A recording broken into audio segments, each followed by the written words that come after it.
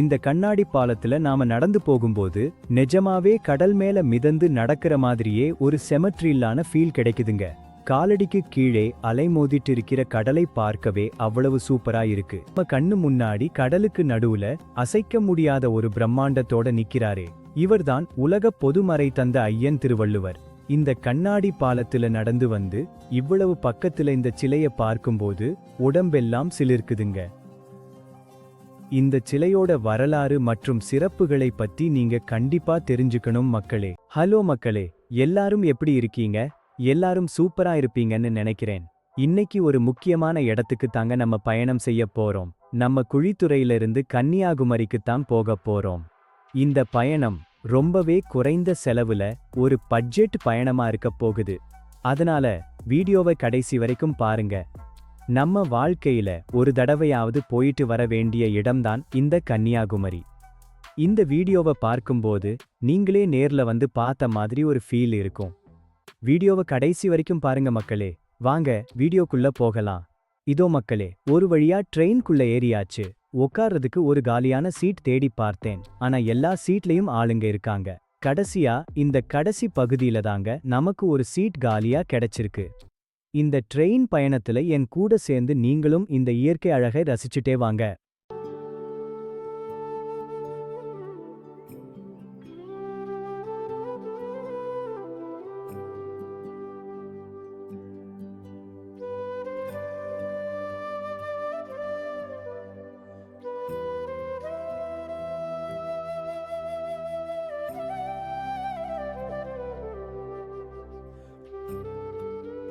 ஒரு மணி நேர பயணத்துக்கு அப்புறம் நாம நாகர்கோவில் வந்து அடைஞ்சாச்சு மக்களே.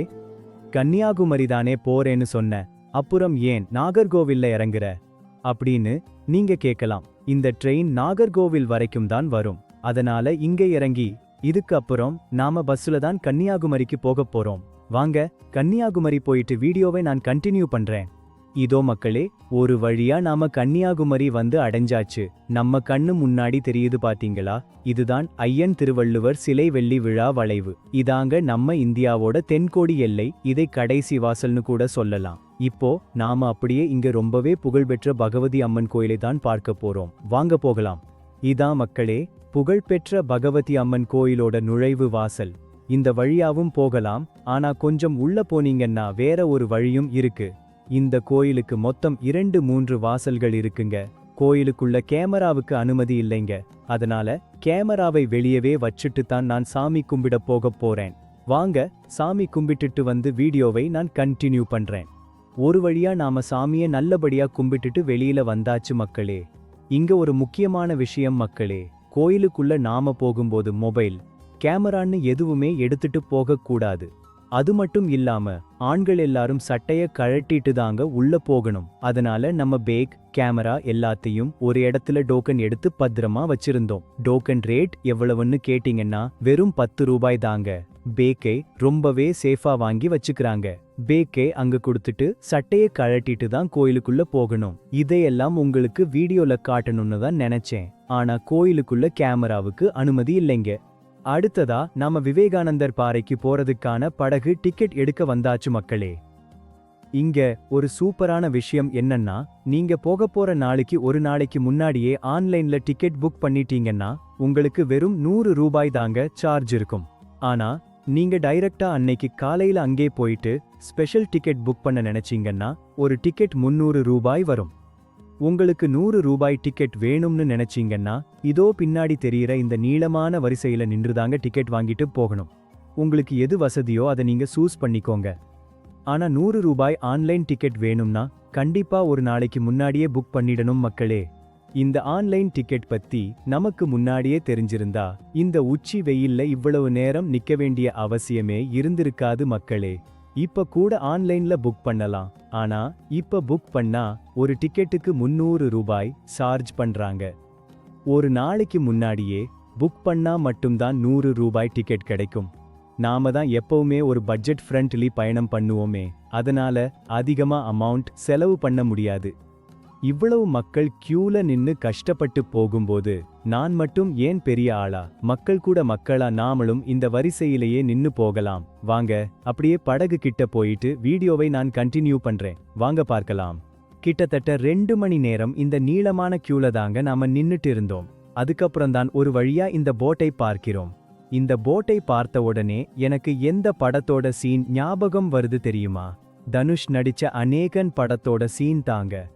அந்த படத்துல தனுஷ் இதே மாதிரி ஒரு படகுல போவாரு இல்லையா? அந்த சீன் தான் இப்போ என் கண்ணு முன்னாடி வந்துட்டு போகுது. வாங்க மக்களே, அப்படியே நாம படகுல ஏறும்போது வீடியோவை நான் கண்டினியூ பண்றேன், வாங்க போகலாம்.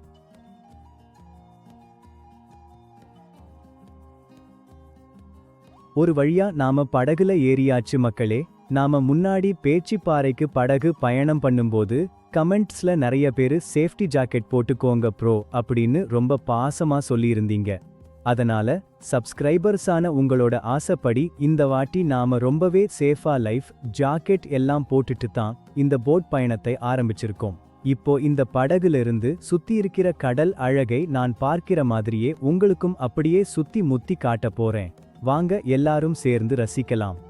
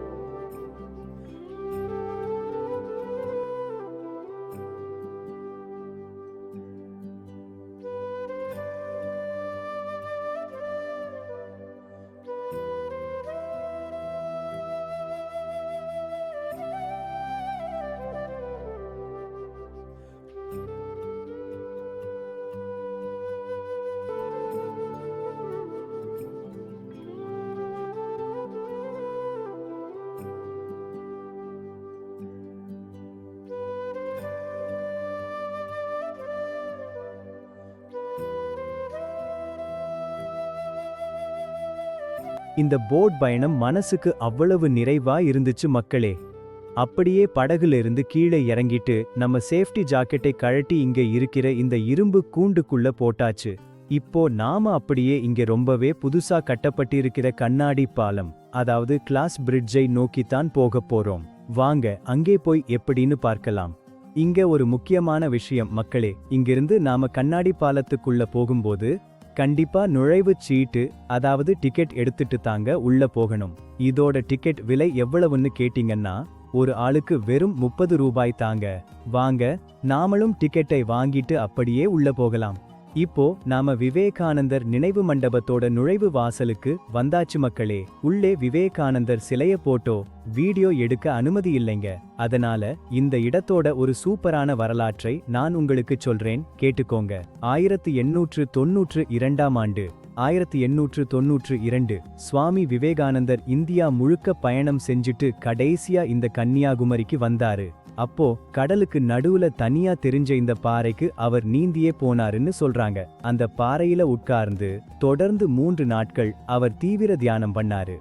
அந்த தியானத்துல தான் தன் வாழ்க்கையோட அடுத்த இலக்கு என்ன, உலக நாடுகளுக்கு இந்தியாவோட பெருமையை எப்படி கொண்டு சேர்க்கணும்ங்கிற ஞானம் அவருக்கு கிடைச்சது.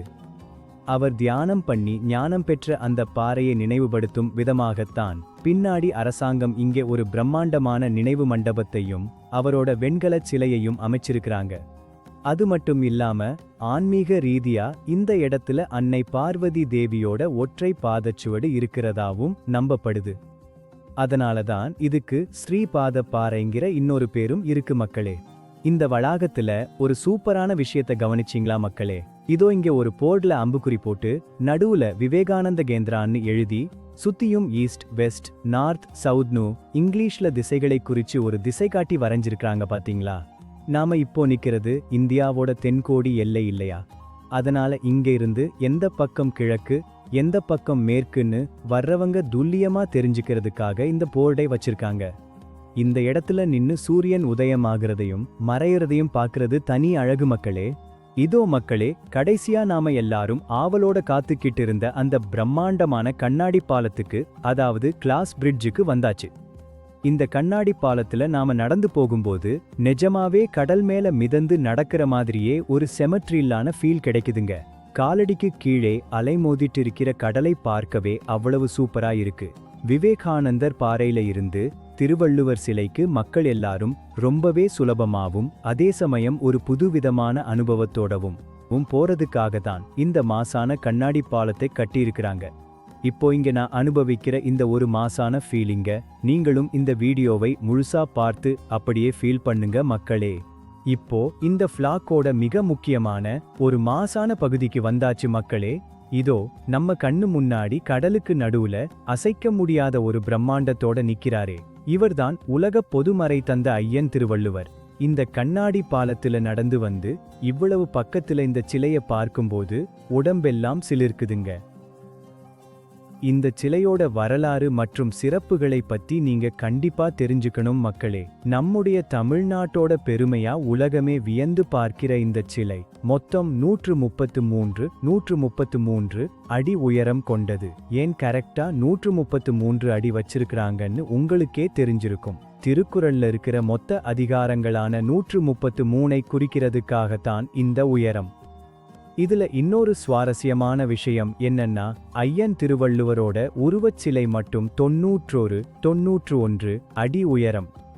அது தாங்கி நிக்கிற அந்த பீடம் இருக்கு பாத்தீங்களா, அது 42 அடி உயரம். இந்த 42 அடி பீடம் எதை குறிக்குதுன்னா, திருக்குறள்ல இருக்கிற அறத்துப்பாலுடைய 38 அதிகாரங்களையும் ஊழியல் உடைய 5 அதிகாரங்களையும் சேர்த்துதான் இந்த 42 அடி உயர பீடத்தை அமைச்சிருக்கிறாங்க.